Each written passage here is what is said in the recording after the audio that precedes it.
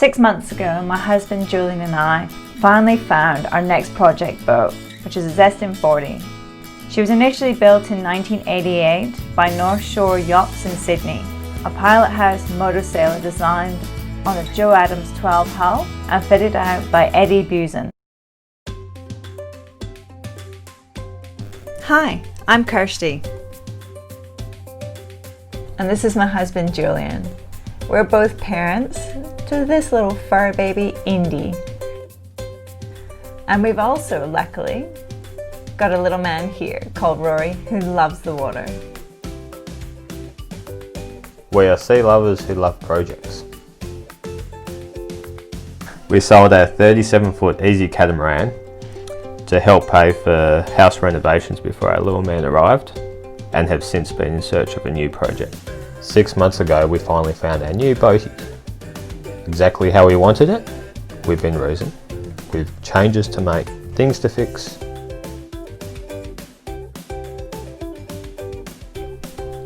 Be sure to click and subscribe to follow our journey as we refit the Zeston 40 and to fill our dreams in sailing around Australia. Hi, puppy.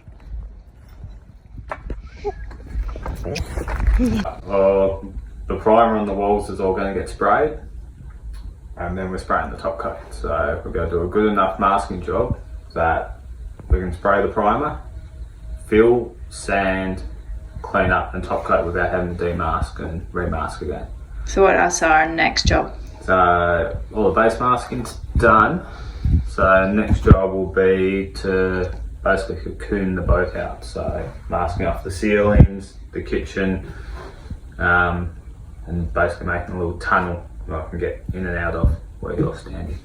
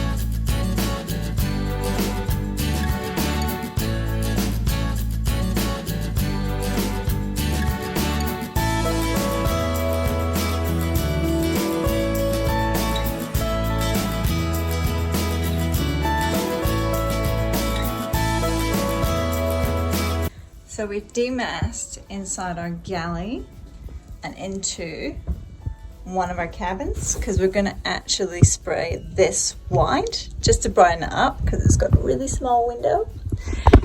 So as we've done here, we've basically masked up all of this area. Jules is going to get some paint and spray this on instead of rolling it. He prefers the actual finish with actually spraying it, so we're going to go with that. And then we're hopefully going to tomorrow demask all of this so that we can actually start to look at the varnish work. It's very hot in here. It's definitely a bit of a sauna, and I'm definitely getting a bit of a sweat on in here. So hopefully we can show you this painted and demasked. Switch on for me? You want to know what I'm using? Yes, please. Alright, so we're mixing up the epoxy high build primer to coat up our walls. help fill in the grain of the timber and give us something to sand back flat before we go for top coat. Using the pressure pot, which is on the ground and above you. So this is part A, the base. We're just about to put the hardener in. Mixes at 4:1. Just check I've got the stick around the right way.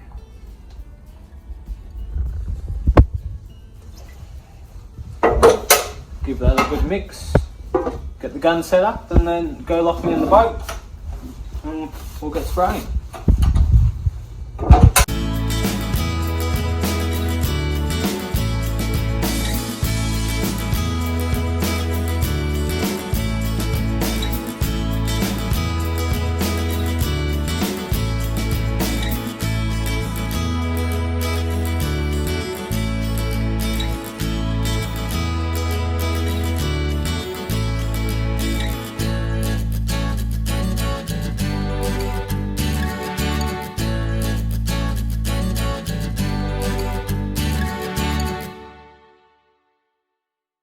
I don't think I moved your seat though, did I?